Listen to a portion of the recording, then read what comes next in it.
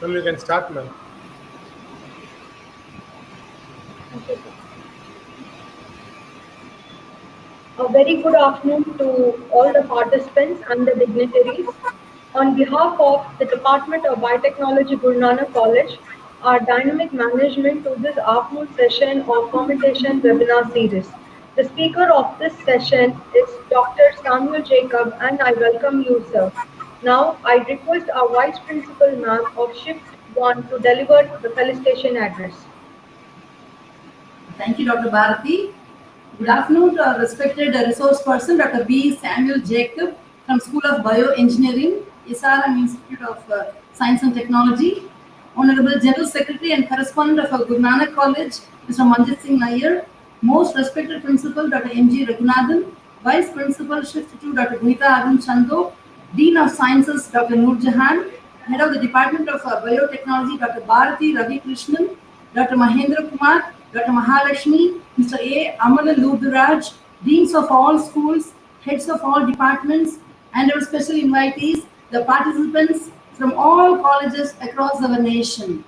All of us have been in the same boat. Yes, we are quarantined, we are in lockdown, but we need not literally lock down our minds. In the available time, let's enrich ourselves, redefine ourselves, and upskill ourselves. Our Guru Nanak College has unlocked the hidden potentials of all departments. As of now, we have crossed 140 programs through webinars, workshops, quiz, FDPs, and the like. Today, the Department of Biotechnology has initiated a webinar series on fermentation technology. I take this opportunity to thank our General Secretary and Correspondent for his constant support, our respected Principal for his consistent motivation, our Vice Principal Shift 2 for her encouragement, Dean of Sciences, Dr. Mohan, Deans of all schools, heads of all departments, members of staff and students, and above all, the learned members of staff of participating colleges and all students who are attending this wonderful program. Let's all make use of this golden opportunity to enhance our knowledge on fermentation industry and its innovation. On behalf of our Guru Nanak College, I heartily welcome our respected resource person, Dr. B. Samuel Jacob sir from SRM Institute of Science and Technology. Hearty welcome to you, sir, and hearty welcome to all the participants. Thank you very much.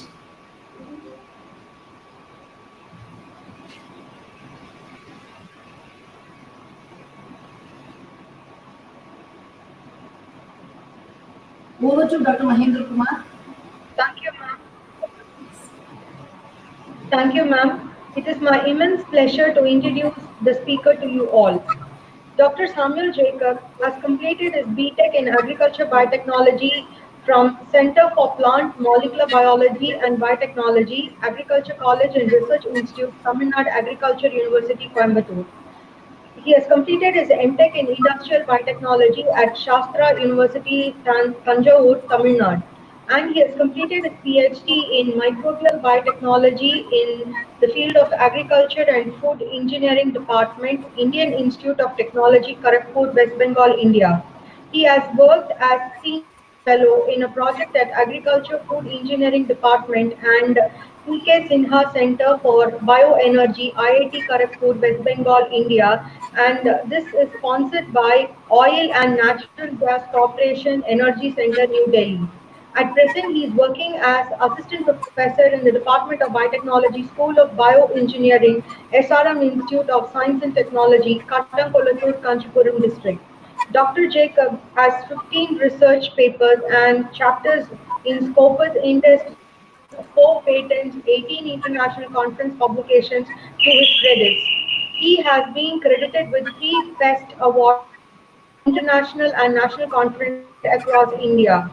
He mentored 2 innovative product developments, namely IBIN Intelligent Dustbin Technology and Vayu, that were officially selected as national level top 20 teams of biotech entrepreneur students team competition, Best 2018 and 2017 respectively, conducted by Association of Biotechnology-led enterprises jointly by DBT Government of India.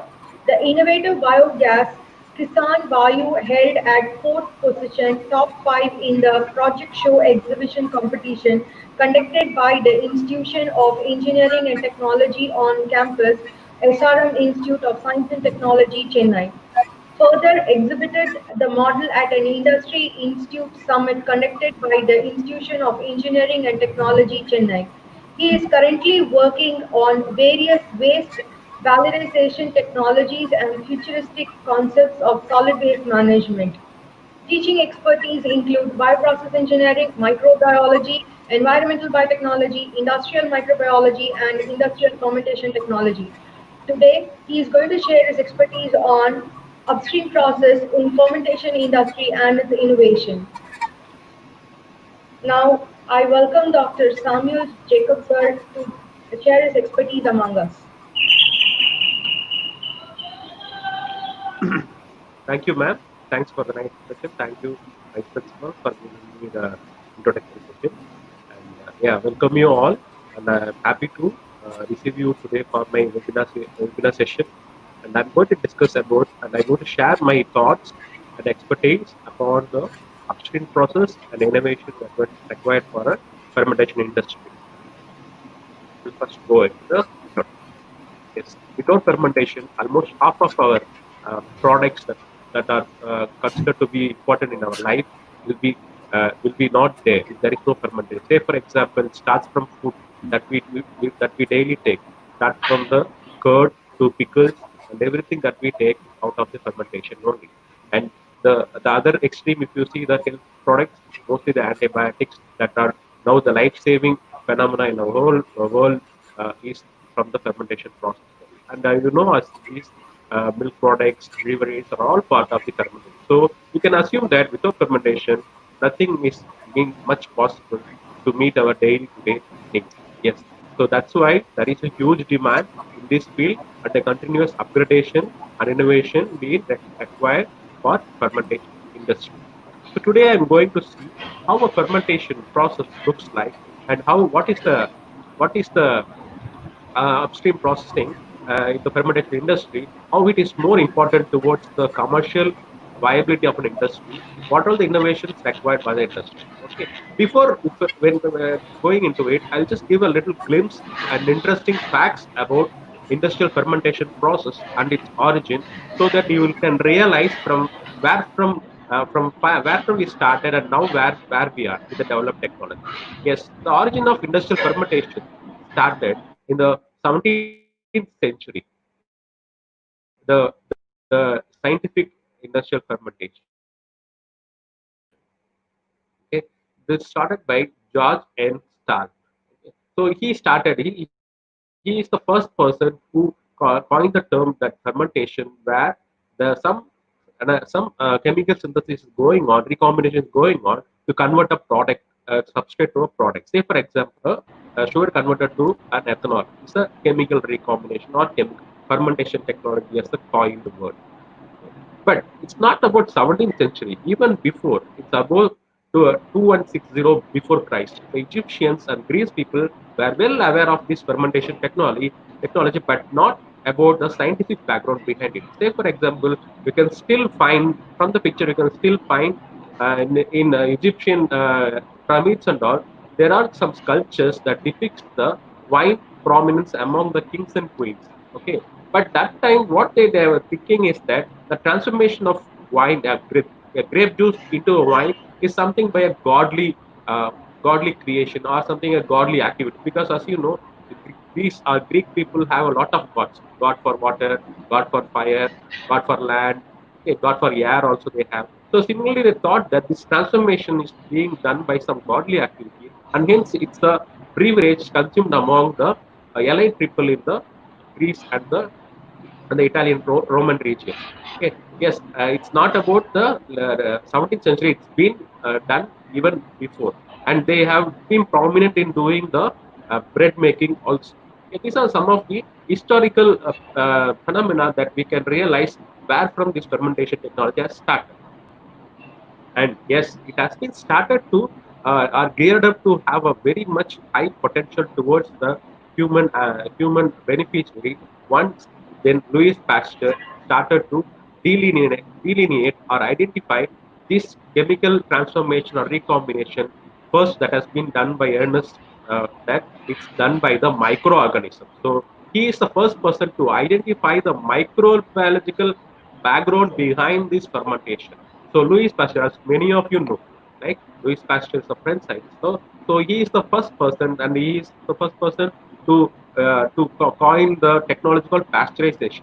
So he declassified the microorganism into two different ways. One is the beneficial, and another is a spoilage activity. So we have two different groups of microorganisms. Say, for example, you take a milk and add a small quantity of curd, keep it in the kitchen. Next day, what happens? The milk converts into curd. Curd again, we are taking it. The same milk without adding curd, just keep it as such in the kitchen. Next day you come, it also formed as a curd, but you cannot able to consume because it is being populated by different spoilage microorganisms. So that's the difference between the microorganism that is acting a different role in the same substrate itself. So beneficial, say for example, same example, if I can tell, the milk, the lactobacillus, the beneficial lactobacillus only converting the milk lactose into the fermented curd. Okay, whereas the other species, Staphylococcus and everything, Streptococcus, are spoiling the milk. Okay, so he declassified.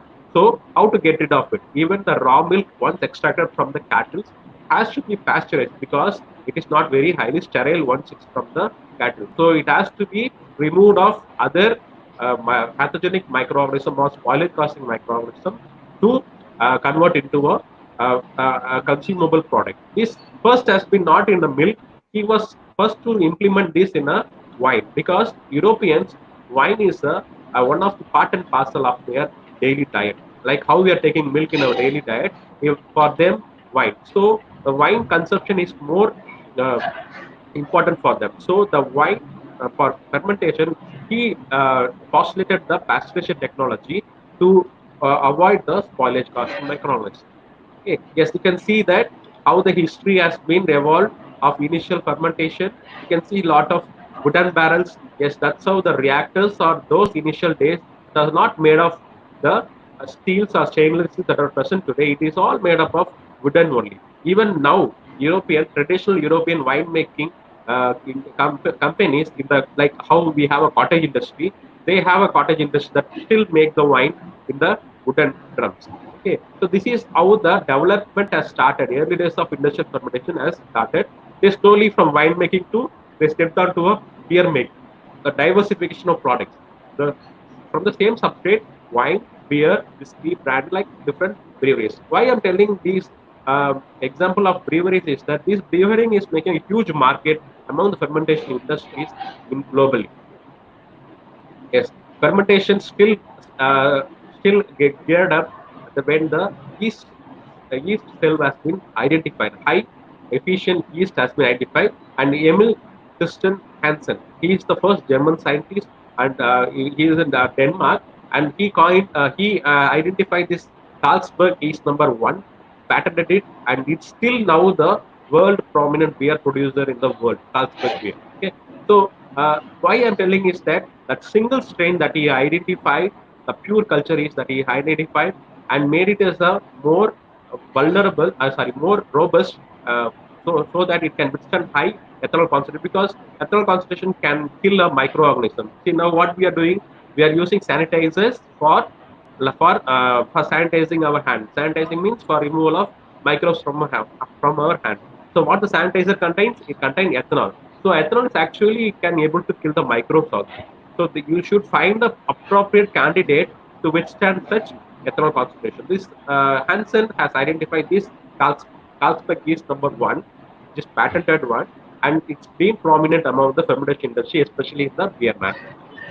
Slowly, in the late 20th century, that need-based development has started to emerge. Okay, so it's the diversification of fermentation in different fields. Say, for example, in environment, the treating of water, the wastewater to convert into a purified water or semi-treated water, so that if we release into the environment, it won't hamper the environment. That is the other environmental pollution. So here also fermentation plays a huge role in the environmental aspect. And another significant area is that healthcare segment where the antibiotics that I mentioned before playing a prominent role in the fermentation industries. We'll be seeing in one tool. So when I tell antibiotics, first thing anybody or any graduates or any person, even school children, name in one antibiotic, first thing they will tell about penicillin. Yeah. So the penicillin is the widely used antibiotic in the early 20th century, especially during the World War time. Okay, so you know that Alexander Fleming, 1940, has identified and accidentally discovered. It's not very targeted discovery of penicillin. He just doing an experiment towards Staphylococcus infection, and he found a contamination in his plate. You can see the plate here itself.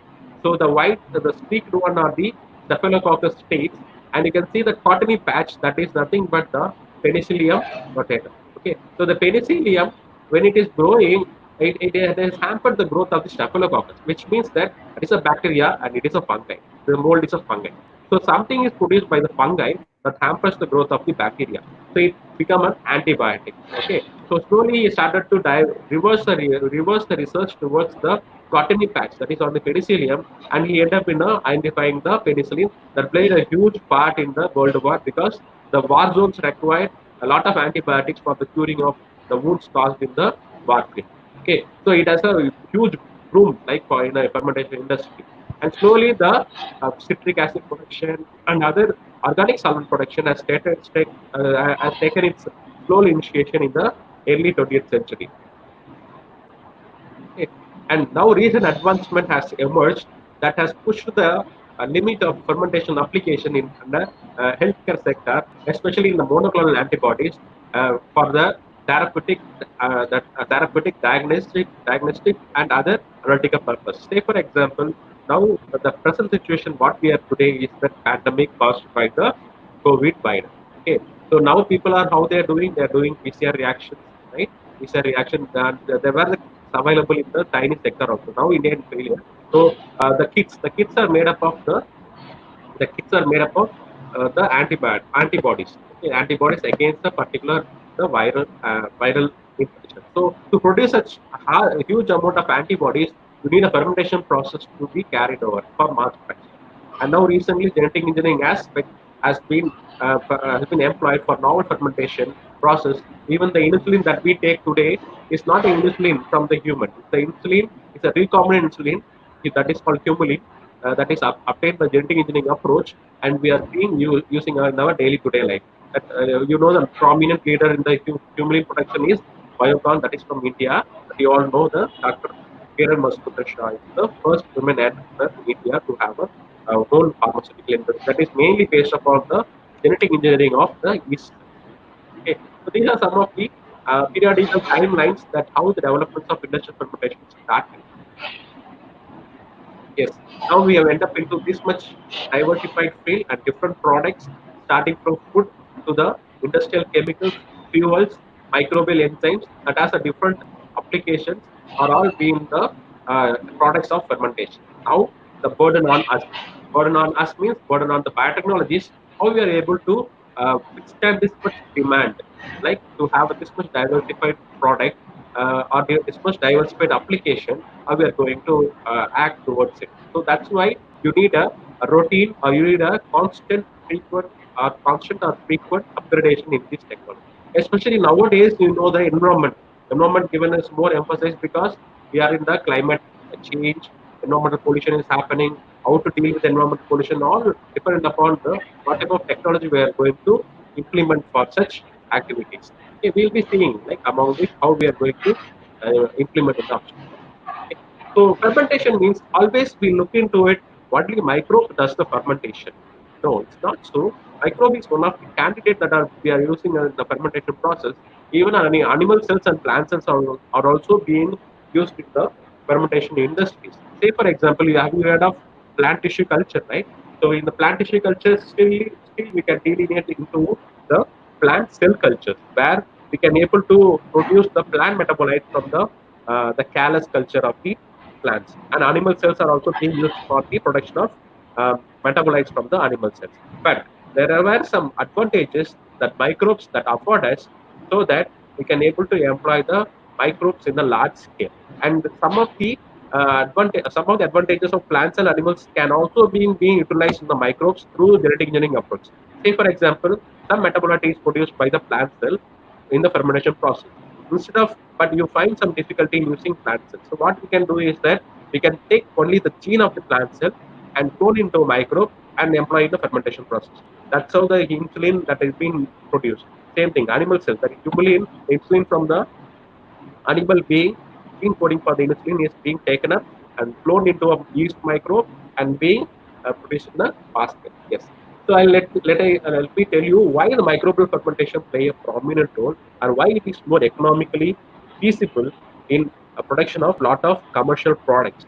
So it is only because of the ease of their mass cultivation. Microbes are very easy because okay, whereas the plant animals are very tender and very sensitive towards the cultivation and the speed of growth. You know the microbes grow multiplies very fast. Like the least that you know is that E. coli multiplies every 20 minutes. Any biotechnologist can tell without any thinking the doubling time of the E. coli is the 20 minutes. So speed of the growth. Even the microbes are even fast growing less than that too. But we know only the yeast now.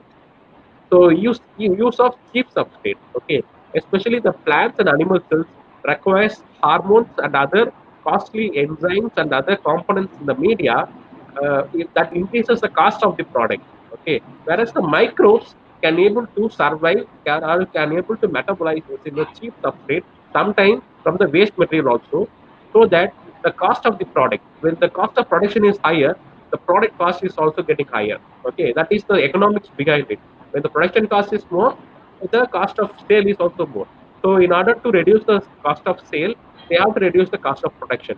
So only through the advent of this microbial fermentation, they can able to produce the product with lesser cost and diversified potential products. As I told, even the plant and animal products can also be tapped or can also be cloned in the microorganism to produce. Okay, not limited to the alcohol. Even the organic solvents can also be produced by the microorganism and our ability to undergo genetic manipulation. As you know, where microbes are very easy to handle the genetic modification. You can either use the gene gun or electroporation or any other method that is very easy to are very amicable to undergo genetic manipulation. That's why the microbes are playing a prominent role in the fermentation industry. Okay, so before now we are slowly entering into our today's topic, right? So far we have seen about the importance of fermentation. Slowly we go into the fermentation, the declassification of fermentation. As you know, the microorganism, right? So we are going to concentrate about the micro fermentation only. So you know, the microorganism has a sigmoid growth curve. Many of you are aware of that. There are different segmentation in the growth curve. It starts from lag, log, and stationary. Why this growth curve is playing a significant role? This is like a blueprint for a industry or blueprint for how a blueprint plays a major role in a building. So similarly, the blueprint of a microorganism growth curve play a significant role in the product production. So we classify the products into two different. One is the primary metabolite and second is the secondary metabolite. Primary metabolite are produced during the growth of an organism. So when the microorganism grows, some of the metabolites are produced constantly. Say for example, ethanol, okay, other organic solvents, the TCA products like citric acid cycle products are all the growth as well. Whenever the growth happens, these products are released into the bulk media. Okay. Whereas the second classified product is the secondary metabolite. Metabolite, the chemical that is produced for the metabolism, that is called metabolite. It's a non-growth associate. Even then there is no growth occurring, these secondary metabolites are also produced. Mostly, the secondary metabolites are produced by the microorganism for the survivability or sustainability. Okay. Say for example, here lag phase is the adaptable phase for the microorganism. Once you put the microorganism in a media, it does not go initially. Okay, it takes some time to adapt to a new condition and then grow. So the time taken by the microorganism for adaptation is called lag phase. Once it get adapted, it started to grow in a logarithmic phase. Logarithmic means doubling. So microorganism grow in a binary fashion. Okay, the doubling of logarithmic. So it has a steep increase. So when it is steep increase, it goes very fast. More faster it grows, more synthesis of products takes place. You can see the curve happening, increase in the product. Okay, and then once the growth happens, growth where the growth stop means once the nutrient available for the growth started to extinguish. Okay, say for example, a carbon source is provided as a nutrient media in the nutrient media. When the carbon source is being utilized completely by the microorganism, then the microorganism will be divided because multiplication happens very fast. Population is more, and the sugar start to, the carbon source start to reduce. Once the carbon source started to distinguish or carbon started to extinguish, so it attains a stationary phase where there is the very less carbon source, more microorganism, and the microorganisms started to fight with each other for the meager amount of carbon source available. So microorganism has to survive under such environment. So what happened is that we are having the brain, we are having the hand, we are having the legs to fight with each other to get a product of our interest. Okay. Whereas the microorganism does not have. What it has to do is that it has to act in a chemotaxis. Chemotaxis means so it has to produce some chemical to accustom to the particular environment. So it has to produce a metabolite. Say for example, the antibiotic, the penicillium, and other streptomycin, and all the antibiotics that are produced by the microorganism to kill the other microorganism. Okay, to so that it can survive. Okay, it's a kind of evolution only. So different microorganisms produce different secondary metabolites. So this is the blueprint of the even some more secondary metabolites. Say for example, even the pigments. Okay, the pigments are all produced by produced by the secondary metabolite. Okay, so these are all the some of the glyphs of the primary secondary. Okay. So as I told, primary mostly the ethanol, lactic acid, and butanol are the examples of the primary catabolic products. And anabolic products. Anabolism is that catabolism is breakdown of a larger molecule into a smaller molecule. Say for example, glucose is being broken down into ethanol, lactic acid, and butanol. That is a catabolic process. The opposite of it is the anabolic process. So combining the small molecules to form a bigger molecule. Say for example, from the small nitrogenous components, from the small amino acids, slowly the enzymes and other nucleic acids started to emerge. Okay, so this is an anabolic and catabolic products that we have for our daily today life. These are some of the examples that you can, if you can browse also, you can able to get some of the anabolic and catabolic products, and these are the most commercial products that are only applying to the microbial fermentation. There is no much of chemical alternative routes for production of this type of products.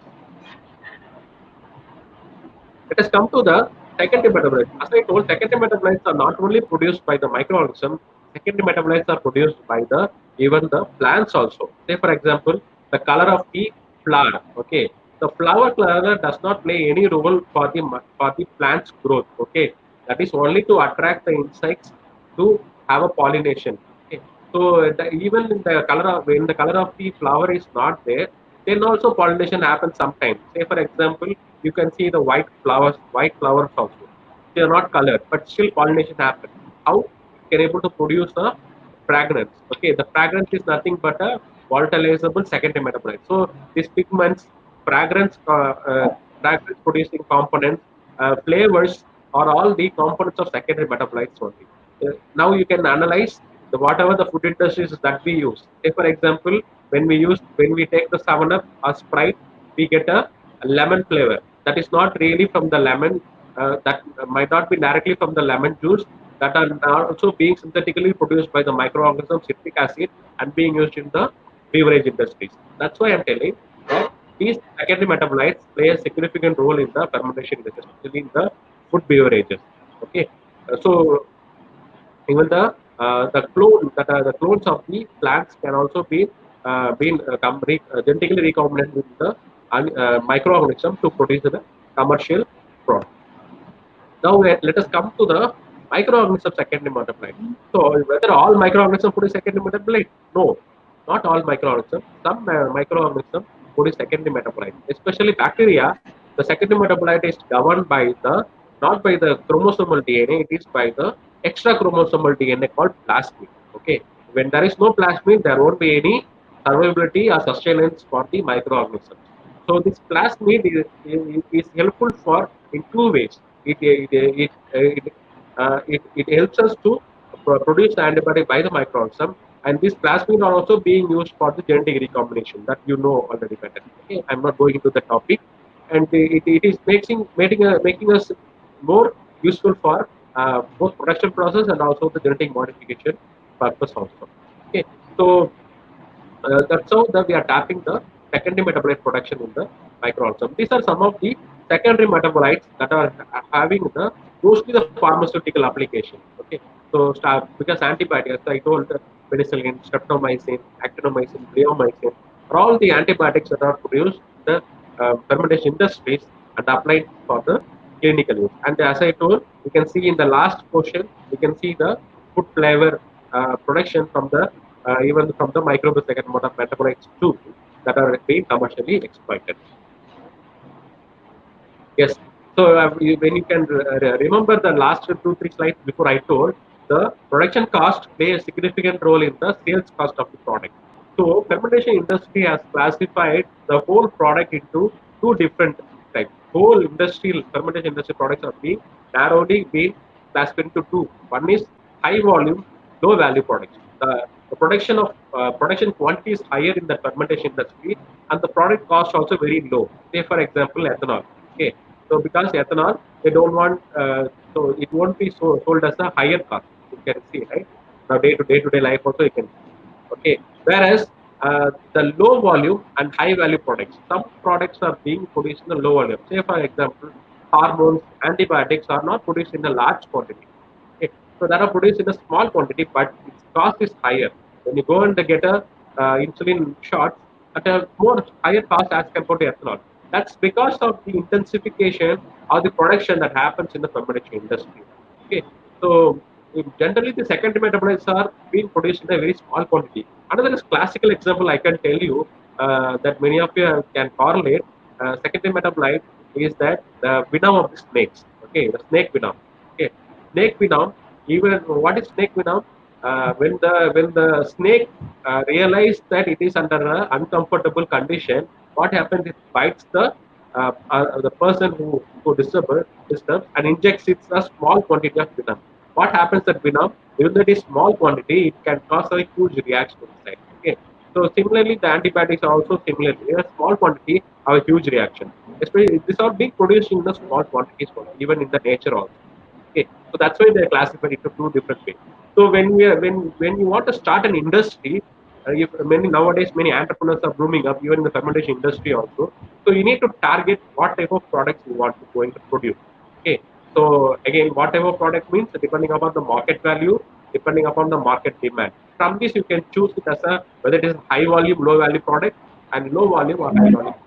So recently, if I can tell a classical example of this beverage industry, nowadays there is a lot of brewing of non-alcoholic beverages. Okay, so previously people are not willing to take the beer, whiskey, brandy, and all because these are comes under the alcoholical beverages. Now recently there was a small innovation happening behind the fermentation industry. Why not to produce a non-alcoholic beverages? So that's how being now brewing up.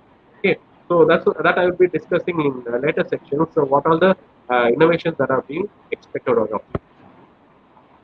Okay. So what are the characteristics of the microbes? Even though microorganisms are being suitable candidate for fermentation production, what characteristic you need to have to employ it as a character? Because all microorganisms cannot be used for the fermentation industry. Only few microorganisms or only some microorganisms we can choose it for commercial exploitation. So on what basis we need to choose that microorganism? On what basis? On what characters of the microorganism we need to select it for the fermentation production? Okay, so we'll see one by one. This is more important, especially in the upstream processing. Before you start an industry or before for a in the industrial aspect, you need to know what microorganism you need to choose. So the microorganism must be able to grow in a simple medium. As I told before, simple medium means it can able to grow in the waste also. Okay, so that's why it should not require very robust or very costly chemicals required for its growth. Otherwise, your cost of production will be higher. Okay, so that's what that growth medium and the cost is always interlinked with each other.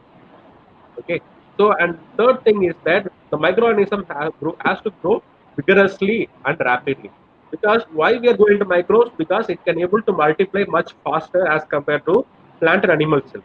So some microorganism not always result in a very rapid growth. Say for example, anaerobic microorganism like methanogens and all those, it has a doubling type of more than 48 to 72 hours. Okay, so that is a huge, especially the microalgae. So microalgae is also run the cyanobacteria and microalgae. The double time is much longer. Okay, so you should not choose that because the more the time it takes, again more cost for electricity production or electricity utilization for the fermentation production.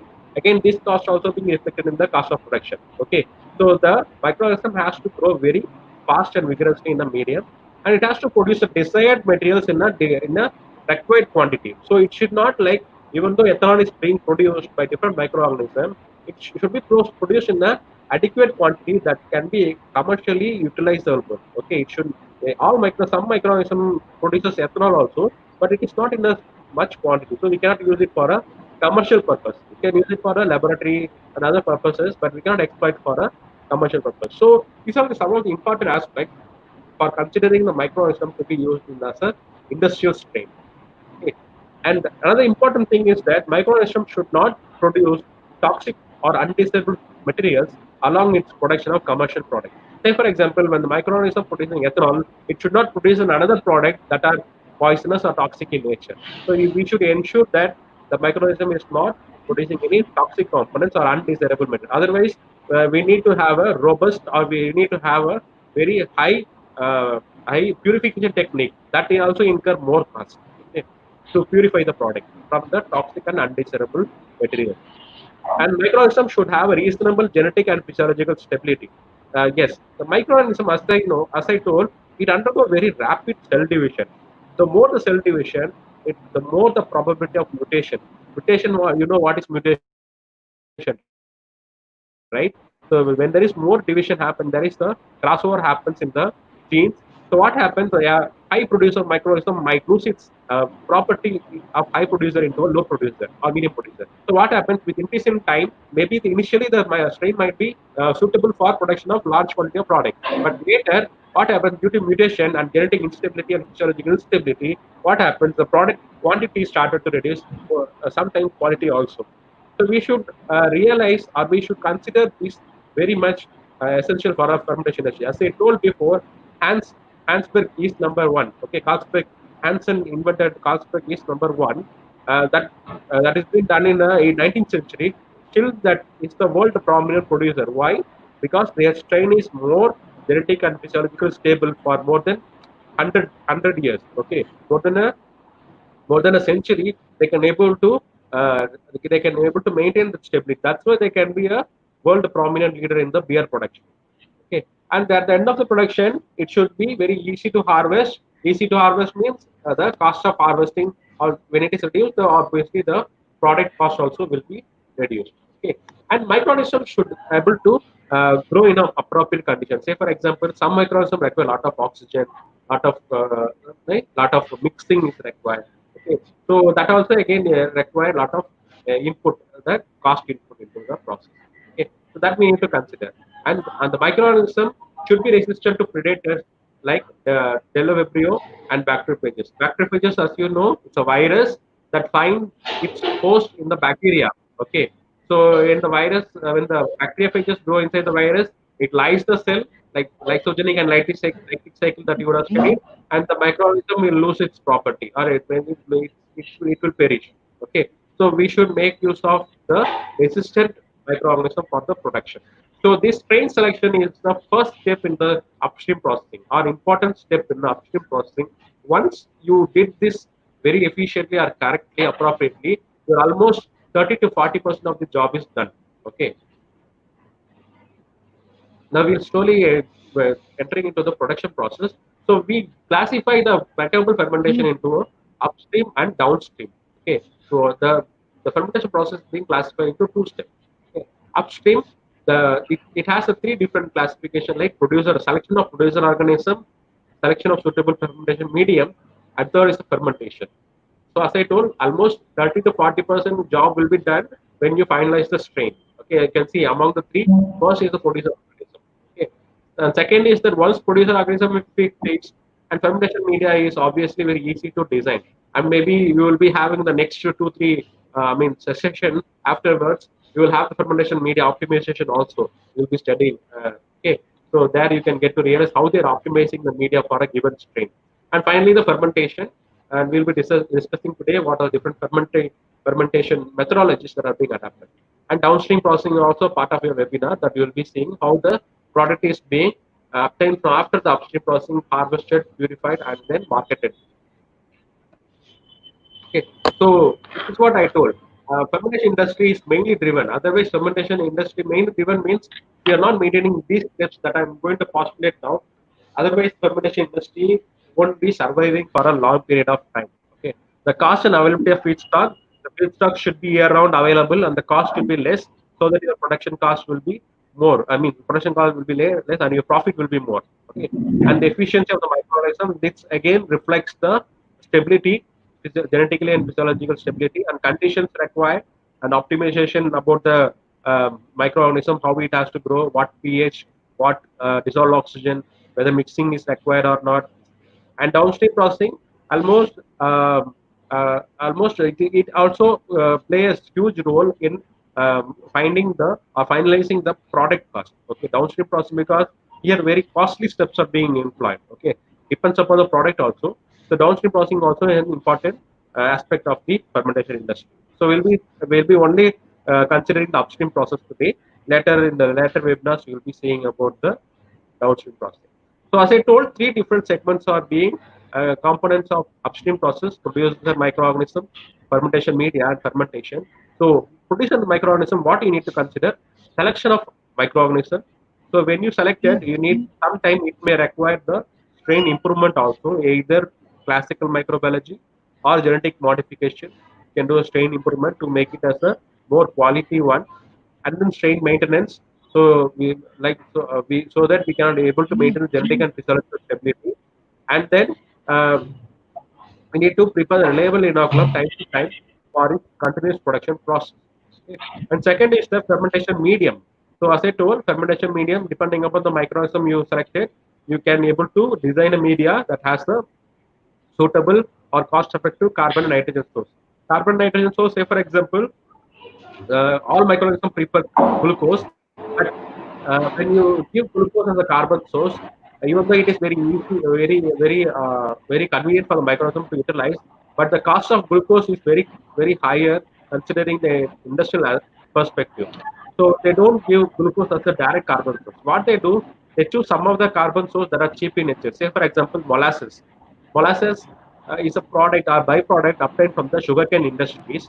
The thick black colored molasses, still there was a 20 to 25% sugars are left. After our commercial sugar production, 20 to 25% sugars are still left as a glucose and sucrose. I mean sucrose. That molasses can be used in the fermentation industry as a carbon source for the other commercial product utilization. So now, when you have sugar industry also have an ethanol production industry. Why? The main sugar juice, they extract the sugar, and the byproduct molasses they divert into a ethanol plant where they produce the ethanol from the molasses, so that the waste is also being utilized, and they're having two products: one is sugar, other is ethanol from a single industry. Okay, this is what called sustainable fermentative industries. Okay, there won't be any waste product produced there. And finally, fermentation requires appropriate environmental condition like pH, temperature, aeration that are required by the micro. We need to optimize it, because each microorganism has different physiological requirements. So say for example, some requires an acidic condition, some requires neutral condition, strict requirement of neutral condition, some require the alkaline. It applies for the temperature also. We'll be seeing temperature declassification like psychrophiles, mesophiles, thermophiles, different requires different temperature. Okay, and we need to, as I told before, when we apply fermentation process, we need to we need to target whatever products we are going to produce, whether it is a primary metabolite or secondary metabolite. Depending upon that only, we can able to design the final fermentation product for large scale production. Okay. Which is the components of downstream processing, harvesting, and purification, and then finally the disposal of waste is also part of the downstream processing only. Okay. Let us slowly go into the how the industrial establishment looks like. It's just a flow chart that explains you that how a industrial microbiological establishment, that is a production establishment, have it. I can see the left side, the upstream process, downstream process. I have put a dark declassifier line there. Okay. So one is that the related culture related aspect. Center one is the raw material, and the right side is the physiological requirement. All three put together to have a proper fermentation process, and then the production happens. So these all put together in the upstream process. So to have some more diagrammatic representation. This is what happens in the real-time fermentation industry. Okay, as I told, once strain is selected, you need to preserve the strain for a long, considered period of time. So, if it is a real-time class, I could ask the question. Since it's live streaming, I could not ask them because students' interactive is more important so that their knowledge is being enriched time to time. So, which technology being used for long-term preservation of microorganisms? Because we have a lot of storage methodology. Lyophilization is one of the technologies that are being used for long-time storage. Okay, we used to store the mother cultures. So, mother cultures in the lyophilized condition so that it prevails for a long period of time. As I told, the Carlsberg industry been a prominent runner for more than 150 years. How they're maintaining the culture very safely without losing its stability. Lyophilization is one step technology where microorganism can be stored. So store not only storage, you need to revive it in the same stability. Okay, reviving of culture is also more important. How they revive? They revive in a shea culture, first in a petri plate, then the shea culture, then slowly the pre-seed fermenter and seed fermenter. You can slowly have a ratio. It's almost 10 times higher one compared to the other. Say for example, if the pre-seed fermenter is 1 liter, the seed fermenter will be the 10 liter. If pre-seed is the 10 liter and seed fermenter will be 100 liter. So it's almost the 1:10 ratio being put in the industries. Okay. So always the inoculum quantity is maintained as a 10 percentage of the volume. So if you're having a 100-liter reactor, sorry, 100-liter working volume reactor, so out of it, 10 liters should be your inoculum. Okay. So always prefix it, not more than, sometimes people go for 20% depending upon it, but 10% is the most recommendable percentage of inoculum required in the fermentation industry. That's why you need a feed fermenter separately apart from the production fermenter. You need a 10 liters of inoculum to feed into a production process that are working in a 100 liter. So always the fermentation industry require a feed fermenter. So for a 10-liter production, you need a 1 liter fermenter. That is called pre-seed fermenter. For 1 liter fermentation, you need a 100 ml shake flask. So you can now understand why I given this different configuration of fermenters because of the requirement in the fermentation industry. So production ferment is the ultimate where the media has been put up along with the inoculum for production of the metabolite of our interest.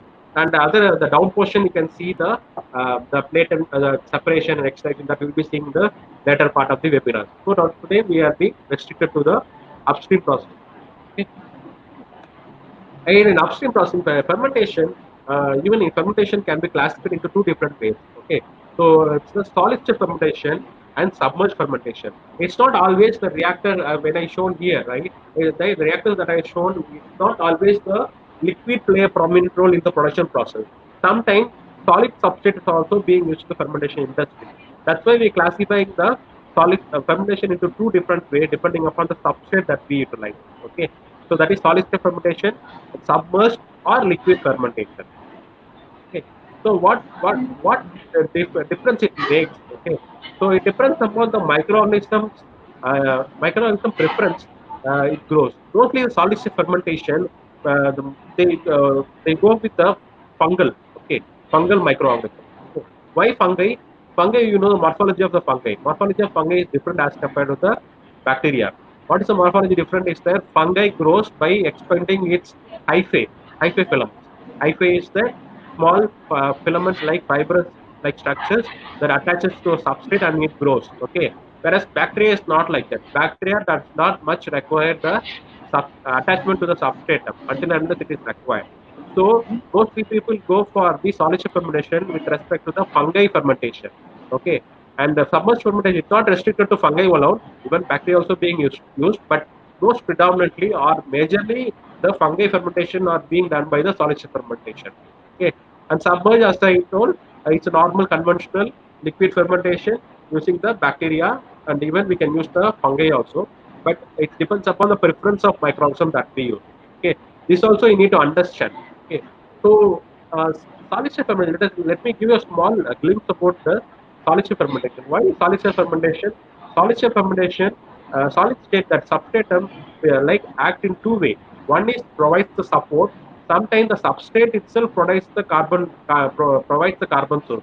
Say for example, when you provide the paddy straws as substrate for a fungi to grow, So the substrate, the fungi mycelia attaches to the substratum as a support. Also, it utilizes the components of the paddy straw as a carbon source.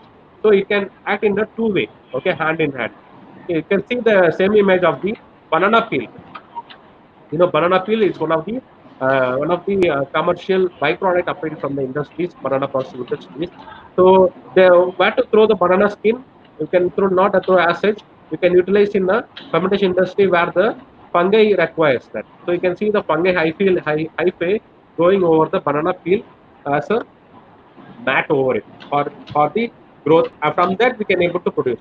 So mostly the fungi are the important source for the enzymes. Okay, because fungi are all these saprophytic and other. It's a synergistic microorganism. It always depend upon a host. So when it depend upon host, it has to produce a lot of enzymes for its growth. Okay, so that's why fungi enzymes are being used in the commercial fermentation industry. Okay. So here also we need to consider it's not like directly giving the cattle feed. We cannot give the a solid substratum for the microorganism. Here you need to have some factors you need to consider for applying the solid substratum for the production of the enzymes for the fungi. Okay, so it starts from the moisture condition, particle size, period of fermentation, type and size of the inoculum, retreatment of substrate, and selection of suitable substrate and the microorganism. So these are the factors that are playing important role in production of enzyme by the solid state fermentation through fungi. Okay, so you need to consider these things into it. So as I told, sometimes substrate acts as only a support, and sometimes it acts as a nutritive supply also. Okay. So when I tell a classical example, you will understand. I will have 2 3 slides. I'm having one of the example, commercial example. Then you can easily correlate what is that solid fermentation. Okay. The support means sometimes only the polyurethane foam, vermiculite, inert fibers, only the microorganism attached to the support, and then it grows. Okay. Whereas the support and nutrient supply, your attachment, the support also provides the nutrient for the microorganism growth. Okay. So this is how the solid state fermentation industry looks like. They have either the plate and tray method, or it have a cylindrical fermenters are also big. Mostly ideal for filamentous fungi. As I told, only the filamentous fungi that utilizes the fungal hyphae for the growth. Even the yeast are also not prominently used for this type of fermentation process. Only filamentous fungi, Basitomycetes and Ascomycetes are being used. Okay. So, it is cost effective. Why cost effective means it does not require much of electricity input, other physiological requirement like mixing, maintenance of temperature, or these are not required much in the solid state fermentation. That's why solid state fermentation is more cheaper, and and cost of production is also more cheaper. Okay, so it's more cost effective in a way as compared to the submerged fermentation. Okay, primarily this solid state fermentation being used for the extracellular enzyme production, metabolites, antibiotics by the microorganism. I mean the fungi microorganism.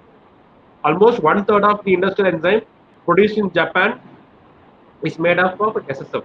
Japan is more prominent in the fermentative technology. And other than that, now people are doing some cottage industry based ethanol production also being from the starchy substrate. Okay. Yes. So this is one of the not here in India, it's in Japan. They do a fermentation of rice. You can see rice and wheat. You can see the white patches growing on the cooked rice and wheat.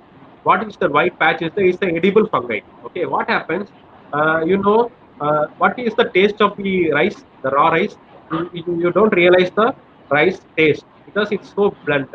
Okay. Because rice is made up of starch. Starch is a polymer, whereas starch contains glucose.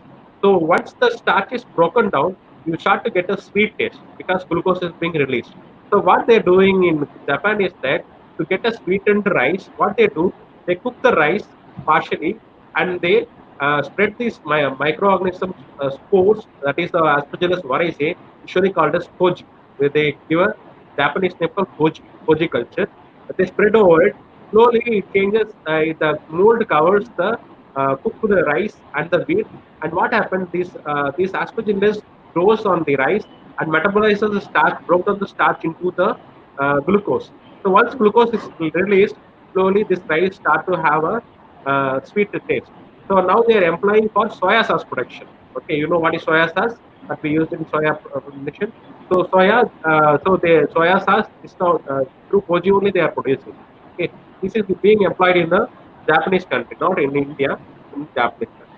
And this is you can correlate. This is one of the prime example of the solid state fermentation. Now mushroom cultivation that we do, that we take in our daily to day life, that are available in the markets, that are nothing but the outcome of the solid state fermentation. So you can see the bag holder.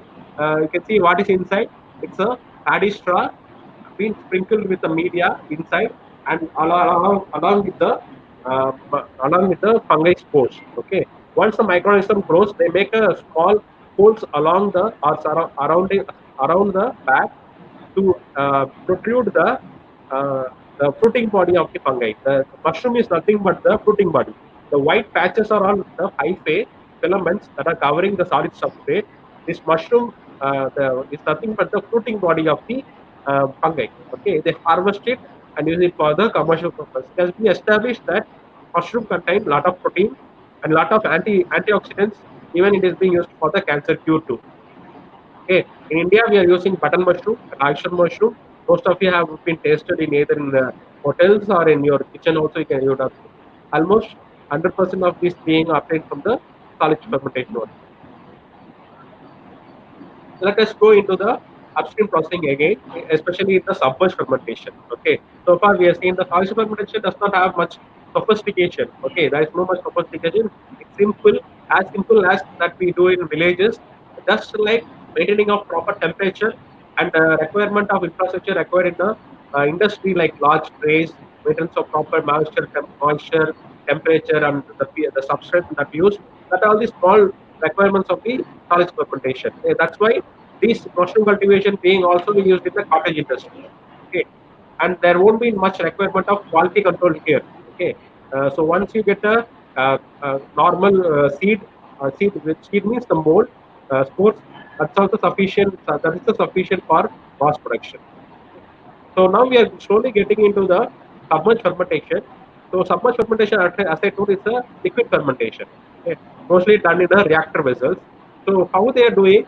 They are doing in three different modes. One is the batch, second is the continuous, and third is the fed batch. Okay, so just I will tell a small, like analogy.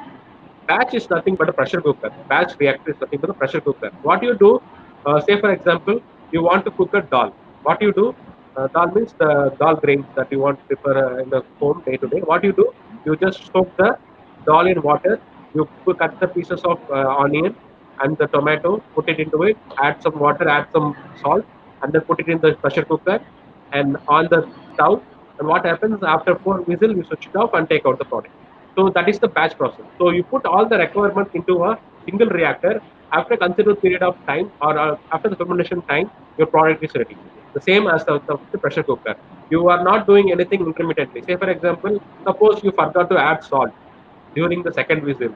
Can you able to open it and then add? No, you cannot able to do that. So because it's in the batch condition. Okay. So whereas batch does not require any or does not demand any intermittent addition during the fermentation period. Whereas continuous and fed batch is the alteration amount. Something has to be added intermittently or continuously. So continuous, the name itself indicates that a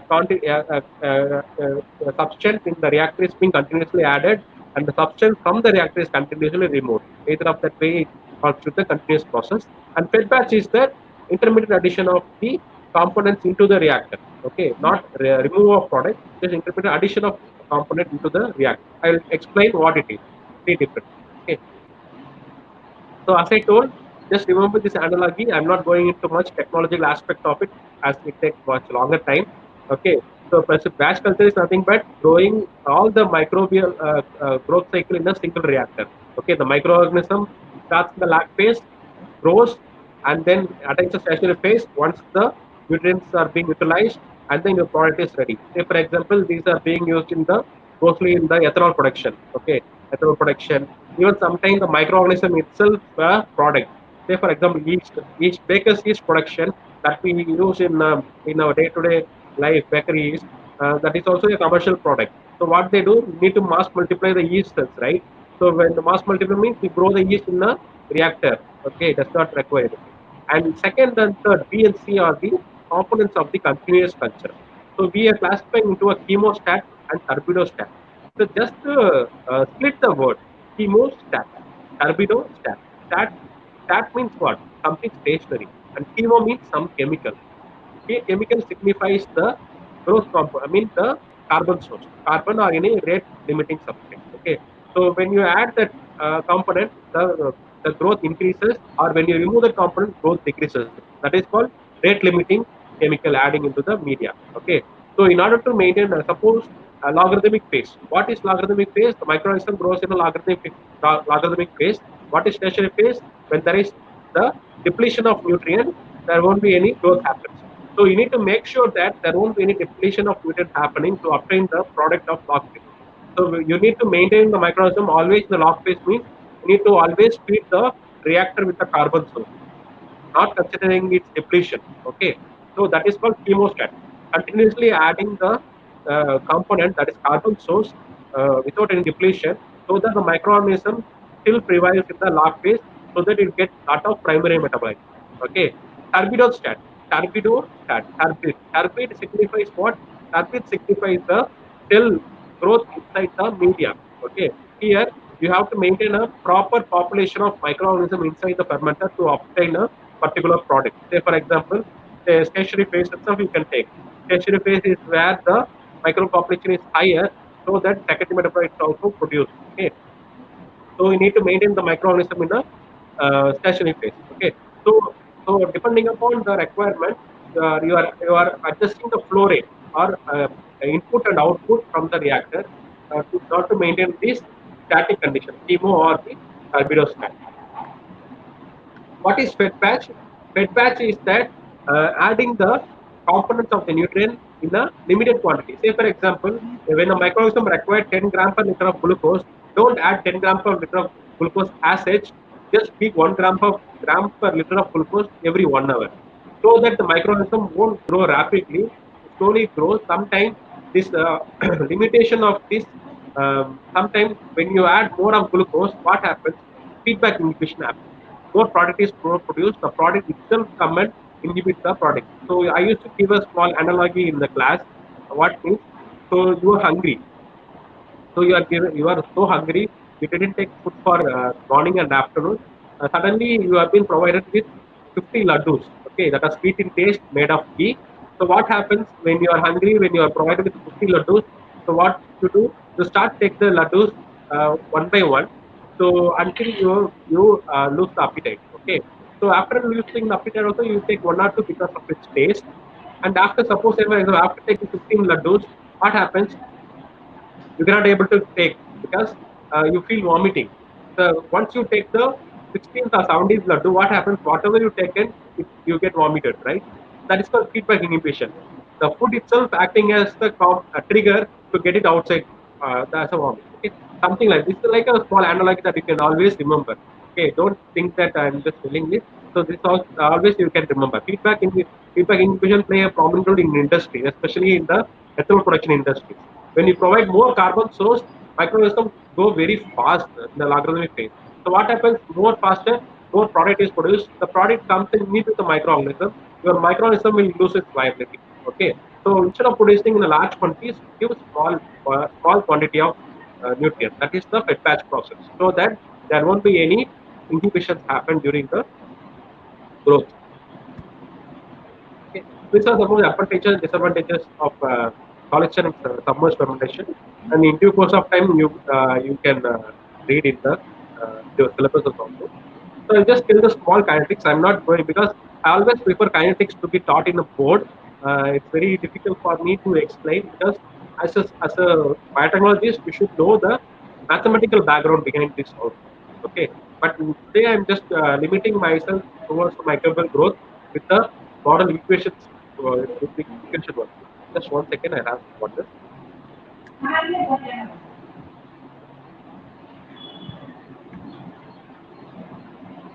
Yes, microbial growth kinetics. Why it is important? How it is going to govern your commercial production. So whenever microbial growth kinetics is being coming into your mind, you should have another correlative equation. It's a monad equation. Monad is a person who postulated this equation. Many of you would have seen mu is equal to mu m s by ks plus s. Okay, mu is nothing but the specific growth rate. Growth rate is the rate or the time at which the microorganism grows. Specific growth rate is the growth of a single microorganism. Okay, so the summation of all the microorganism is the overall growth rate of the microorganism in the given fermentation. Okay, so don't forget this equation. Mu is equal to mu m s by ks plus s. What is ks? Ks is the half saturation constant or the substrate concentration at which the microorganism grows at the half maximal level. So you should always make sure that your substrate concentration should not fall below this Ks value. Okay, Ks is nothing but the substrate concentration, saturation concentration. So why it is important in the commercial or fermentation industry is that your Ks value, that is a substrate concentration Ks value, should not fall below subcritical level so that the microorganism will be devoid of nutrients. Okay, that's why it's a design parameter for the fermentation industry. So the microorganism grows in a very logarithmic rate. That is the substrate growth rate. Like pH by dt is nothing but the growth rate of the microorganism and rate of change of microorganism, and mu is the specific growth rate, and x is the cell at any given time. Okay, as I told, mostly the bacteria undergoes the binary fission, so it grows in a logarithmic binary logarithmic phase. So we have small terminologies being used in the growth kinetics. One is the generation. Generation is the time interval that is taken between the formation of one cell into the two cells. That is the generation. That is generation time. Generation time and doubling time. The two different. Closely observed. I'm telling about what's generation and generation time. Okay. So one generation, second generation means, suppose one generation means one cell will multiply into two cells. Third generation means the two cells will be converted into four cells. Okay, so that is the number of generation that does not have any unit, and time required for the generation is generation time, or otherwise the doubling time. That is the 20 minutes that we used to tell for equalize. That is the doubling time for the microorganism. So this is the general growth equation for the microorganism to determine how much generation it has undergone. We can able to predict it also. So n is the number of cells at any given time. N naught is the initial number of cells, and 2. What is the 2 signifies? 2 signifies the binary fission. Okay, and n is the number of generation. If you have a note, you can note it down. So last 3-4 years, I've been into SRM for the past 3 years. We used to conduct special gate classes for the students. Okay, if you are an engineer to pursue higher education in the top elite institute, you need to qualify the gate. Okay, so gate, you have two different gate: gate in life science, gate in biotechnology. Okay, gate in life science is morely of a theoretical aspect, whereas the gate in biotechnology some involves the engineering aspect.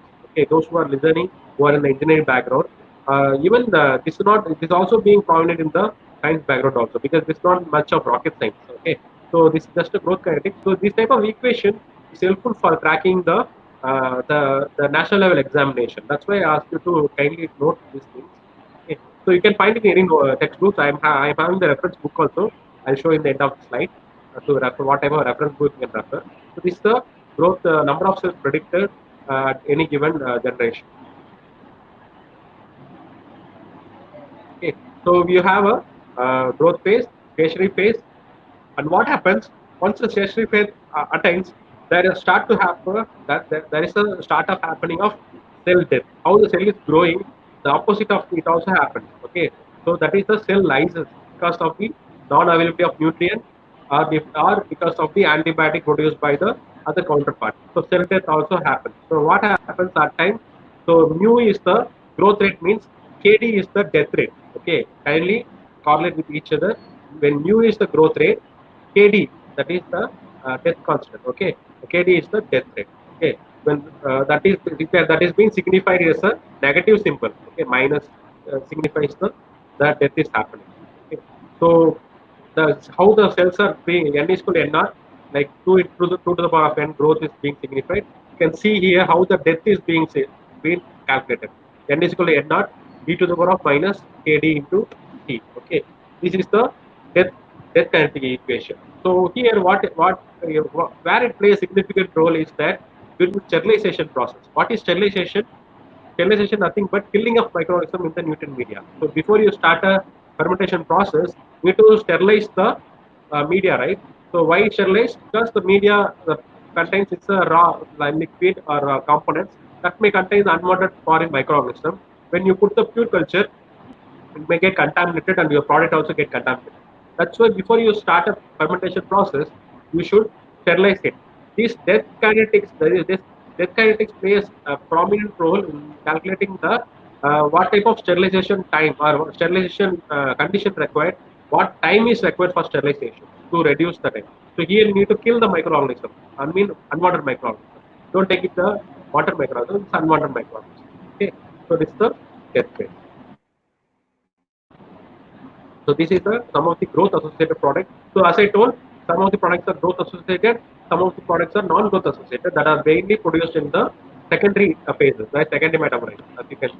Some products are produced in both in the growth and the non-growth condition. There is a mixed growth associated products. Okay, so you have a rate equation between each governing as depending upon the product produced. Okay, so you have a yield coefficient y-axis, that is amount of microorganism grown with a given substrate, YPS amount of product produced with a given substrate. These are some of the significant growth parameters, kinetic parameters in the fermentation industry. Okay, you need to have a thorough read about this kinetics. When you understand the basics, you can easily understand the kinetics also. And another one important aspect is that this temperature. So temperature is directly proportional to the growth. By increasing the temperature, you can able to achieve a higher growth, but not very directly proportional. There is a limit also. Okay, so that's why they classify the microorganism depending upon the temperature as cycrophiles, mesophiles, and thermophiles. Say for example, 20 to 50 degrees Celsius is the mesophiles. So when you increase the temperature from 20 to 50, the microorganism tend to grow faster. Okay, within this range only. Once it reaches 50, once you raise the temperature 50 to 60, if it is mesophilic, it start to die or start to reduce the production because it comes under the thermophilic condition. Okay, so that is being governed by equation called Arrhenius equation. Many of you would have known in the school also, and here also it is there, Arrhenius equation, where what type of temperature you need to employ from the range. Okay, because we have only the range, or we know only the mesophile. We don't know the exact temperature where the maximum product is obtained. So using this Arrhenius equation, we can able to deploy a proper temperature for the maximum production of product from a given microorganism. So you can see here on a classical example of the net growth rate. Net growth rate dx by dt is equal to mu minus kd. Mu signifies the growth, and minus kd signifies the death. So net means what? Net growth means what? The, both the growth should be higher, the death should be lesser, so that you have a constant amount of microbe population inside. Okay. So in order to have a very efficient growth, we cannot avoid death inside any inside the fermenter. We cannot avoid. That's why we need to consider this minus kd. Okay. So, but it should be minimized. KD should be minimized. Okay. So it depends upon the type of product that you are producing. So this is the net growth rate of the microorganism in the fermentation process. So environmental factors, the dissolved oxygen, pH, the salt concentration, that is salinity, are all play a significant role in the microorganism's growth. Okay, the salt concentration. Sometimes some microorganisms require extra salt, micro and macronutrients. Okay, dissolved oxygen is required very highly for the some of the microorganisms that are producing the organic solvents like acetic acid, citric acid, and those. Okay, whereas ethanol is an anaerobic process that not mainly require the dissolved oxygen. Okay, D word signifies the dissolved oxygen. Okay, these are the two prominent books that are available for bioprocess engineering. It's very basic book. You can note down the many of you know, but if you are in the early stage of biotechnology, like first year, second year, like that, you can note down this. These books are helpful for your basic level understanding of microbial growth kinetics, and even you can able to crack the examination by having a thorough understanding of concepts of these books. Doran, Tudor, and Tarki. It's like a Bible for the bioprocessing. Okay. Yes. Now we'll slowly go. So far, you would have understood like what happens in the fermentation industry. Start from the strain selection, strain maintenance, fermented medium, and then the fermentation. But since you are going to study about the webinar in the next about the fermentation medium optimization, I didn't cover it. You'll be studying, learning in the next webinar. And these are the important aspects of it. So, what main thing is that you need to reduce the cost of production so that you can able to run the industry in a profitable mode. Okay. Now there are recent advancements happening around not only in fermentation industry, in general manufacturing industry, the innovations are happening. So many of you are not aware of this industry 4.0 because it's so new to biotechnology. Whereas the automobile industry and other electrical and other industries know this concept of industry 4.0. Whereas for us it is very new. Even if you search in the net also, you might not get. This is my own understanding and my own deliverance of combining of biotechnology with the recent advancement in other industrial aspects. Why can't we have a hybrid production technology? Okay. So industry 4.0. What is industry 4.0? And before that, I just slowly have a uh, uh, why where from it started. So lot of advancements happen in recent years. Almost last uh, 10 years, many advancements happened. Like when I did the BTech, that time different scenario was there. Now when I'm now in the present situation 2020, the different things are there. Okay, you're starting from a social platform to the usage of gadgets. Many things are changed. Okay, similarly, the industrial production technology is also being emergently changing, but not in a rapid manner. Okay, because when everything is changing, that also has to be changed, right? So what are the changes we expect in the industry? What at what it has been attained? So there is a recent advancement called cyber physical system. Okay, so cyber physical system, to put it in a simple layman term, it's like a robotics. So what robotics does? So you does not require any manpower there, or it does not it does not require any real person there to exist. Okay, so yeah. So what happens? The robot's does everything. It analyzes and it gives you output, right? So robot, if you give a command, what happens? It does its job and give you the output, right? So it's something like a cyber. Cyber is nothing but utilization of the sensors and other computerized aspect to handle some physical activity to get a output. Okay, it's been done by the three C's. One is computation, control, and communication. Computation is nothing but the programming, the coding, and those things. And through that, you can able to communicate and control a system to get a output. Okay, so this is playing a background behind this industry 4.0. Why this industry? What is this industry 4.0? Is that incorporation of this cyber physical system into an industry to get a more more sensitive or more reliable product with a short period of time without much of error. Okay, because what happening is that when we are doing in a manual mode, there is a lot of happening. There is a lot of chance of error. Human errors are there, manual errors are there, equipment errors are there. Okay, what happens? It ultimately reflects in the cost of production. So they are incorporating. Say for example, the car manufacturing industry nowadays, they slowly started to reduce the manual mode of fabrication. They slowly they have incorporated the robotics so that the error cost during the production has minimized. What happens? Sometimes you would have read in the newspaper.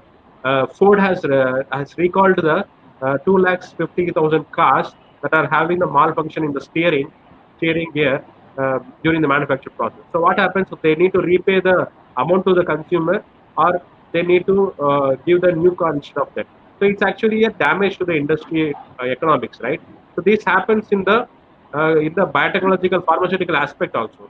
So you can see a lot of I should not name the industries. It's the common forum. So there are a lot of mishandling errors happen in the industries, the biological sector also. Okay, so they have recalled the products from the market and they provided the compensation too. Okay, so in order to avoid such errors, not to avoid such economic backlogs, we need to implement some high sensitive cyber physical system. That is nothing but the industry 4.0, fourth generation. So far we have seen about, now we are in the 4G. Okay, this industry 4.0 was being prominent in 5 years back in Germany. Okay. So it's mainly done to have a interoperability. Interoperability means interpolation. So how much of product that can be produced in a given substrate. Okay, interpolation or extrapolation. Okay, so we can make it out in a we can assume assumption what amount of product we can able to get in the future predictions.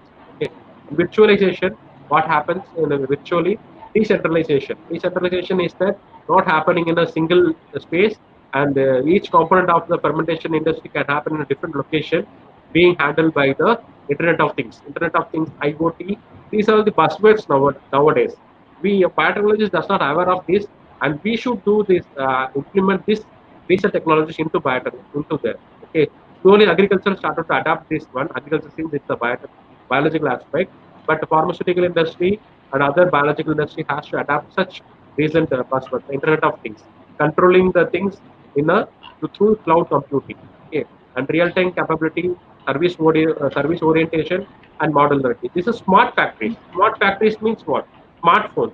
Your smartphone that you are having today is is just a culmination of 60 to 70 things that are found that are being merged into a single smartphone. Say for example, alarm clock is not alarm clock.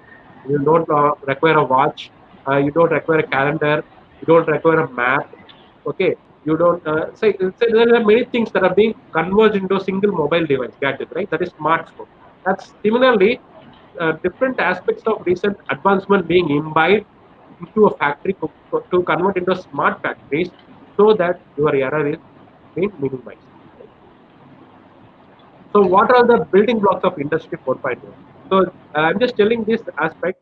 Just you yourself correlate now, or else in the future, you just correlate how we can implement these things in our biological industries also. Autonomous robots, okay, so robots that able to do the things precisely. Simulation that I told, predict simulation means if the temperature is 60 degrees Celsius, what will be my product quality? If the temperature is 40 degrees Celsius, what might be the product quality? Okay, the simulation and prediction. Okay, so you not necessarily do the experimental in the lab, get the results, and then do it. It takes a lot of time. So by reducing the time, we can reduce the cost also. Simulation helps in a great way. Okay, horizontal and vertical system integration, it's not much into it, into our thing. And industrial internet of things. Industrial internet of things is that communicating different industries with through the cloud computing.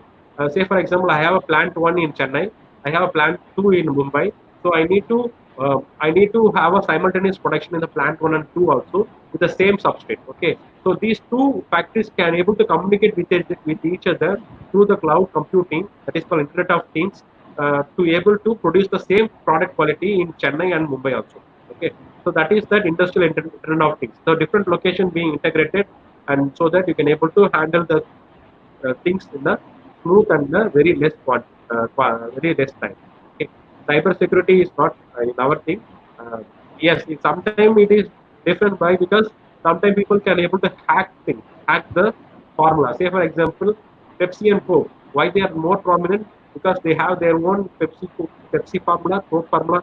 Even though it tastes similar, but it has its own formulation, right? So sometimes what happens if we go to the industry 4.0, if they hack the formula, somebody can able to manufacture. So cyber security is more important if you want to implement the industry 4.0. That is the hacking thing. Additive manufacturing. Additive manufacturing means doing manufacturing in Chennai, doing manufacturing in Mumbai, so that you have overall increased product quantity. Now, I correlate now the present scenario. They are telling that in August 15th they are going to release the vaccine for COVID, right? Again, vaccine means it has to be given for a whole population of India. The whole population of India has to be administered. Means that much production should also happen. So a single industry cannot able to produce that much vaccine. So what happens? Diversified industry, different locations of India, if they have the plan, they have to have additive manufacturing from one place so that the quantity of demand can be met. Okay, second is the augmented reality is not much into our own aspect. big data analytics.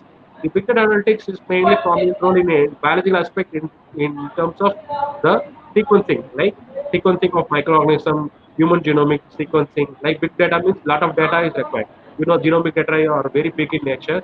You need a supercomputer to analyze it, right? So even it can play a prominent role. So these are the components that are playing a significant role in the other industries. Why can't we implement in the fermentation industry also to improve the product quality and the quantity? Okay. Now we are facing now the world, each and every one of us is being looking for a vaccine for a pandemic, right? So only the biotechnology industry that are having a uniform quantity throughout the world can able to meet the demand to overcome this pandemic period. That's why I thought to incorporate this aspect into today's lecture. So, what are the potential implications of this Industry 4.0 in fermentation industry? It can be robot-assisted production to reduce the manual human errors. Predictive maintenance. Predictive maintenance is that yes. I'll just tell a small correlative. Recently, there was a huge emergence in the smart vehicles. Smart vehicles means the car being incorporated with sensors. Suppose your four tires are there. In one tire there is a less air, means the car will alert. Now we have only the fuel alert only. But the smart cars are being incorporated so that it maintenance also the car itself take this car to the maintenance. The car itself tell its healthiness to take for its maintenance. Similarly, in industry, nowadays only an engineer has to be there to look into the maintenance of each and every equipment's precision and performance. Whereas the sensors can able to predict this maintenance requirement so that errors uh, for, can be uh, can be overcome by having the predictive phenomena. Okay. Additive manufacturing of complex parts. This is not complex parts means this is for automobiles. For our industry, like additive manufacturing means compound one is produced in Mumbai, compound 2 is produced in Chennai, and these two can be combined in Hyderabad. Okay, this is additive manufacturing. Okay, uh, the big data driven quality control. That is, as I told, mostly our genomic work is being employed. A smart supply network. Smart supply network means your product starting from the production to the market end user. You can able to track it. So you can have a barcode in your packet, and they can track you how much of packets being sold from the shop, how much of packets has been went to your home. You can able to track it also. Okay, nowadays the technology has come up to this level. Okay, so what will impact it will have? It will boost the economy, overall Indian economy or national economy. It boost the business directly or indirectly, and both national and global. As recently the Prime Minister has told that India is going to be the world prominent role and leader in this pharmaceutical sector. Mostly, I think it might be this type of incorporation of advanced technology, and ultimately, what happens? It's going to serve for either an individual and society together. To have a correlation of today's scenario is going to serve both the individual and the society purpose. So it has I started with the fermentation industry, I ended with the society, right? So you can see the interlink with each other. This is called the chaos theory. It has each vibration has its own aspect at the other end of the earth. Okay, so you need to apply it. So growth, productivity, employment, labor substitution, the nature of work. So yes, you can ask a question. Yes, if you have replaced the robots for manpower, where will get the job? Yeah, right. Yeah, you need to rethink in a way. So you need to be a um, person who can able to handle those robots, because robots cannot able to run on its own. So you should be the control of that robot, right? So you need to upgrade your knowledge in that scenario. Okay, it's not like manufacturing skill only. You need to upgrade your skill depending upon your recent advancements. Okay, so just break down the wall around you as a biotechnologist. Yes, lab works are more important. Just try to learn all the aspects of current technologies, how you can incorporate into biotechnology so that it can be a advanced version too. Okay, so this will impact the businesses, that is customer expectation, the products, collaborative innovation, and new operating models. Is about the business improvements. And yes, as I told, it should or it must have a national and global impact. Nowadays, FDI means foreign direct investment. It's not necessarily, yes, Make in India is there. Even a US company can come and start a company in India with the technology available. So if you are skilled enough to able to manage such advancements in our field with biotechnology knowledge, you will be the uh, you will be selected in the interviews, and you will prominent leader in this area. Okay. And society, there's a lot of society. It's like sometime previously mechanical engineering means only boys only will select, right? In those days, mechanical engineering means you can see only boys in the class, but not. Why not a girl can not able to study the mechanical engineering? Nowadays everything converted to sensors, right? So even a girl can also study a mechanical engineering about the sensors, and she can be a role in the mechanical engineering aspect. Yes, these advancements in sensors, industry 4.0 can able to overcome this inequality happening in the industries. Okay, every industry can also employ a women also in the place of man equally, or the whatever the proportion is been expected. Okay, and individual connections, identity, morality, ethics, all being built up with the time. Yes. So this is, as I told, previously 10 years back, the interviewer expectations are different from you when you go for an interview. Whereas in 2020, when you go for an interview, your expectations are interviewer expectations are different. Okay, if you are able to see the slides, you just note it down.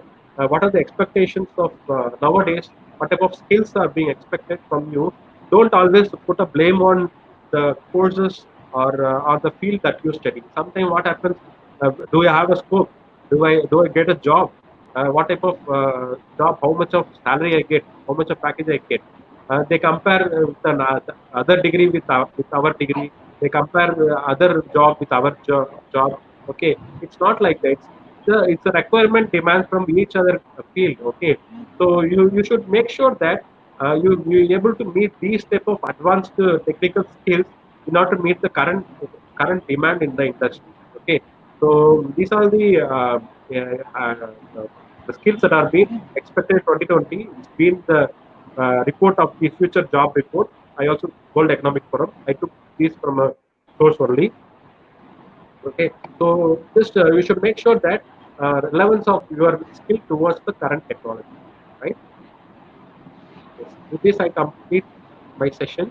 I hope I have given a brief about the upstream process, kinetics, and the innovation. Thank you. If you have any queries, you can. Thank you, Samuel Jacob, sir. Now I kindly request Dr. Mahendra Kumar, Assistant Professor, Biotechnology Department, to take over the discussion session. Yes, sir. Yes, ma'am. Thank you very much, sir, for your wonderful and very elaborate and detailed presentation. Uh, I shall pop up the questions asked by the participants.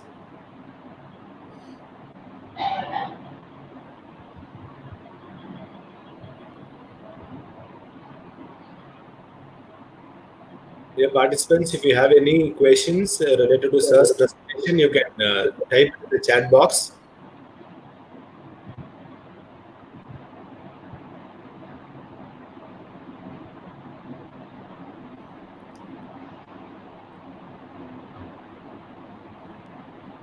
Okay, I can see here. Okay. Are there any proteins in fermented products which are helpful for the curing of internal wounds? If there, can we produce them in large quantity? It's asked by Chatla Abhishek. Yes, yes. Yes, Abhishek, you have put a question. Um, uh, there are some proteins that are being used in the pharmaceutical industry. Say, for example, interferons. Okay, interferons are all the proteins uh, that are naturally produced by the cells. Say, for example, it's alert cells. Suppose one cell is getting affected, means the affected cells produce some protein called interferons, so that it alerts the next cell to overcome the infection. Okay, so they identified this thing in the laboratory, and they thought that why can't we produce the interferon in the large quantity so that it can be used as a vaccine too. Okay, so yes, interferons are all being produced. Interferons are also a protein. It's used for curing the infections. It's produced through recombinant technology, the large quantity.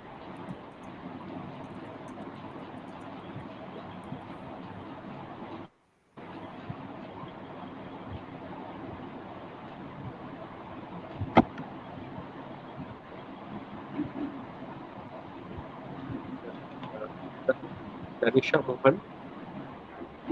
These are used as the starter culture for fermentation. So, what is the role in commercialization of fermented foods? Yeah, fermented foods. What is their role in commercialization of fermented foods? Yeast, as you know, yeast we use two type of yeast, right? One is for alcohol production, and another is the baker's yeast that we use for bakery industries, right? So you know the commercial aspect of both the ends. Okay, um, the bread production industries, the brewing industries are also surviving it. Yeast are more important. As I told, a single Carlsberg yeast number one can able to survive an industry for 150 years. Okay, why can't we why can't we create a yeast that could be able to carry over that bakery industry? So I'll tell you a classical example. In 2010, Government of India, Ministry of Food Processing Industries, uh, they have started an initiative.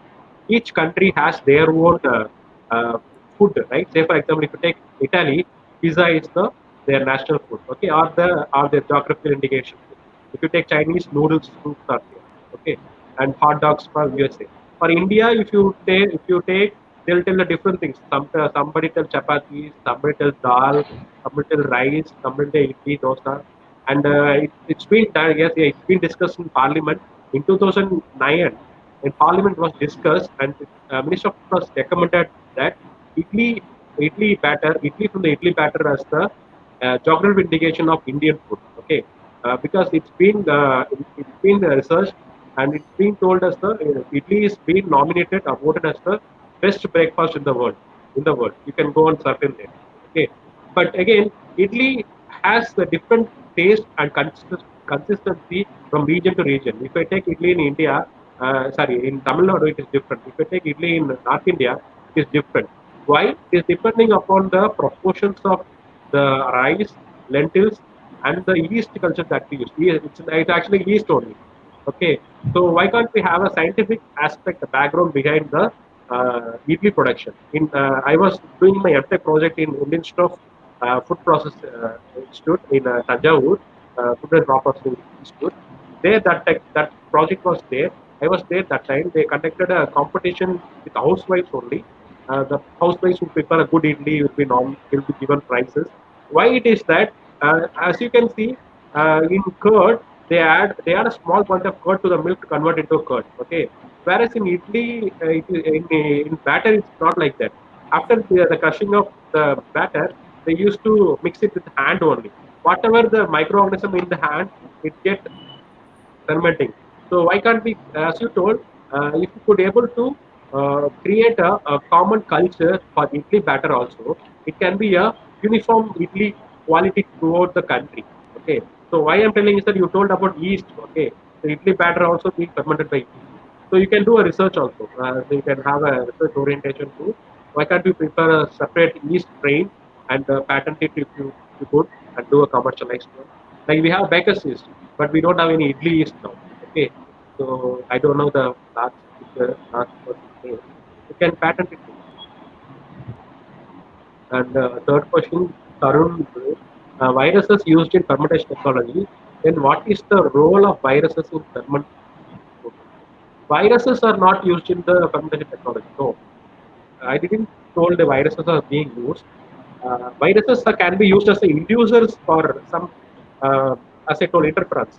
Okay, interference are being induced by the viral infection only. Viruses can be used as antigens for producing antibodies.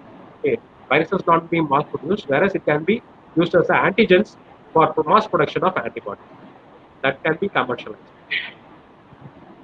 How can I calculate ammonia hydroxide consumption for pH maintenance of the E. coli fermentation process? Ammonium hydroxide consumption means NH4. Uh, you have a biochemical methodology, right?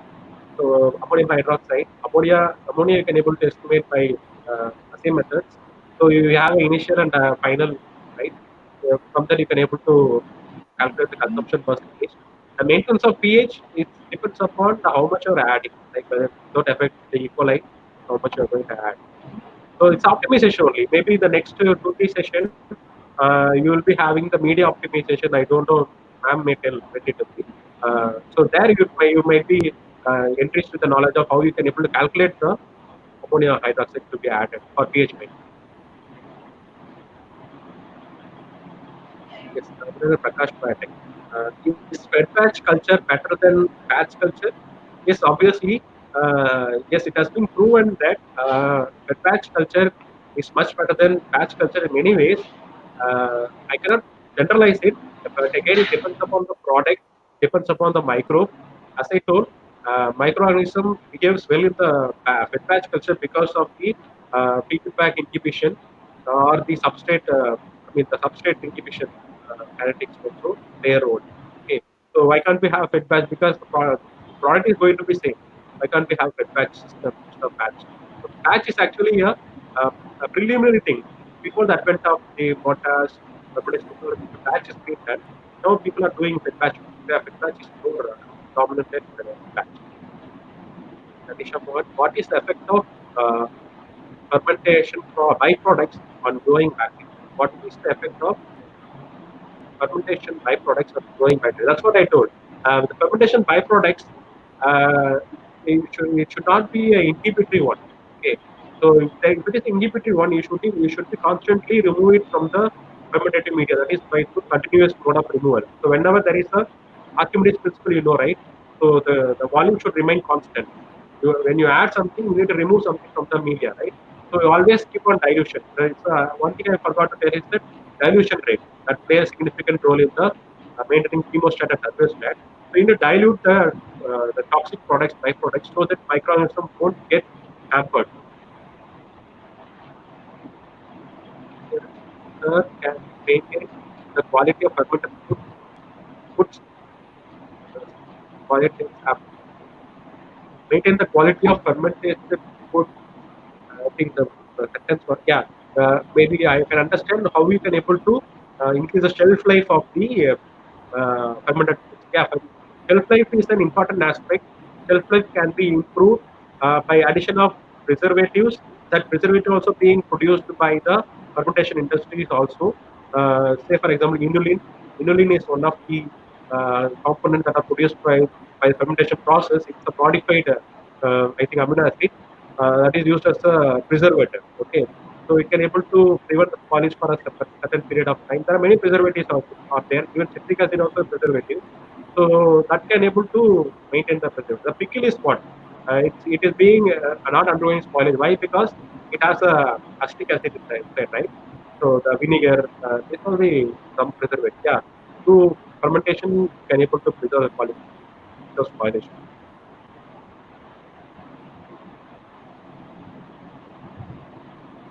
What causes rice water to get ferment, and what is the exact use of it? Rice water is what you like you as you know, rice contains starch. So what happens? It's a starch water.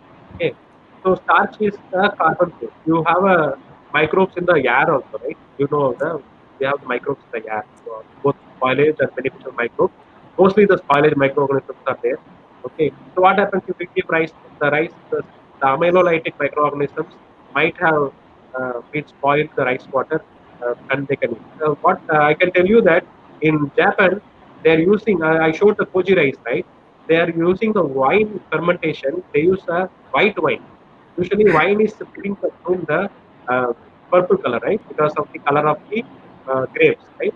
Whereas grapes are not much available in Japan, but they need wine. So what they do, they ferment the rice water, as you have mentioned, okay, to produce the white wine. They add uh, they add again, taking white wine that does not correlate to your mind, because white always looks red color. But if it is white color, your mind perception won't allow it to take, because wine should be red, right? So what they do, they add a colorant that is produced by a particular fungi called monoscus that produce light pink. You can go and search it in it. So they add that fermented rice, the molasses. So the rice water itself gets converted into a red color, and the water contains the ethanol after fermentation. So it's being used in the wine fermentation from the rice, because always the grapes are not being used. Other starch sources also being used for wine fermentation. Thank you very much, sir. I think that's all the questions have been answered. Over to you, ma'am.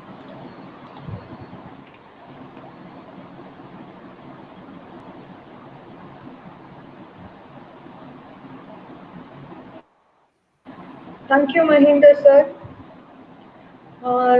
Now I'm just rendering my a very short vote of thanks to all of them.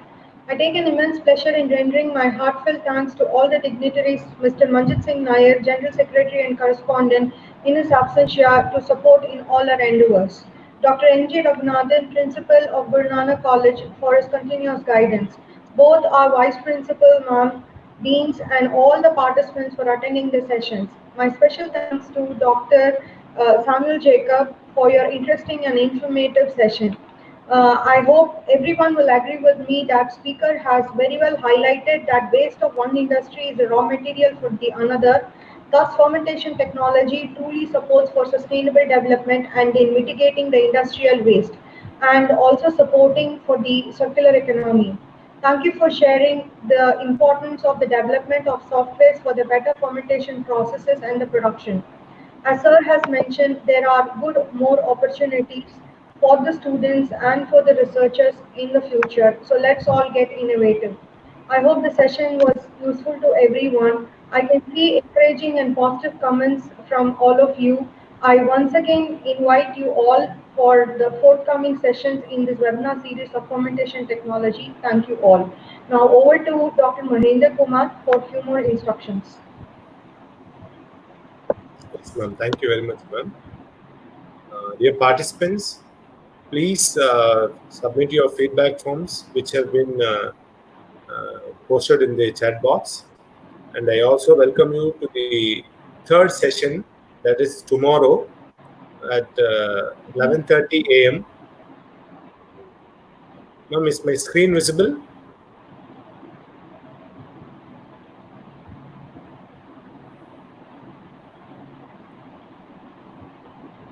Ma'am, is my screen visible, ma'am? Yes, sir. Yes, sir. Yes. So tomorrow's presentation, third session 3, will be handled by Dr. Veena Gayatri, who is serving as the Assistant Professor, Department of Biotechnology, Stella Maris College. She'll be talking and enlightening us with the topic media formulation for lab to industrial scale. The session will start at 11:30. The YouTube URL link for the same will be shared to you via your registered email ID and through the WhatsApp groups created exclusively for this purpose. I request your cooperation and participation in all the forthcoming sessions of the webinar series on fermentation technology. Thank you very much. Thank you, sir.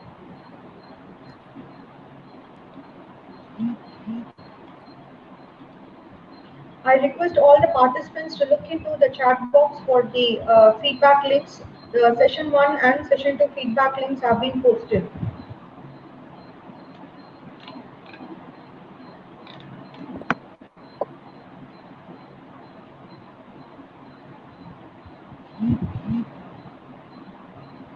Can we end the session, ma'am? Yes, sir. Okay. Sir, thank you so much, sir. Samuel, sir. Thank you, sir. Thank you, ma'am. Thanks for inviting. I hope the session was good. I didn't see the feedback. You will send the feedback to me?